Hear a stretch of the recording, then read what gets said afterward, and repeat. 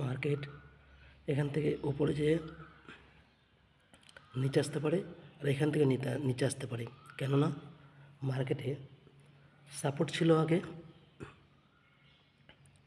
500তে ছিল, রেজিস্ট্যান্স 500তে আছে, resistance strong আছে, আর সাপোর্ট WTB আছে, অথরাজ মার্কেট নিচের দিকে উইক আছে।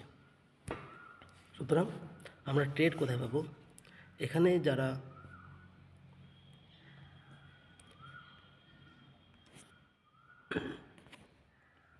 কেউ যদি এখান থেকেই ট্রেড নিয়ে থাকে সেটা রিস্কি, আর যদি এখানে যাওয়ার পর যদি এখান থেকে ট্রেড নেয় সেটা সেফ ট্রেড হবে। এখান থেকে এখানে আসার জন্য বসতে পারে, আর যদি কেউ এখান থেকে এখানে বসে তো সেটা রিস্কি হবে। ঠিক আছে, দেখা যাক মার্কেট কী মুভ দেয়, আমাদের সেফ এন্ট্রি দেয় কি না,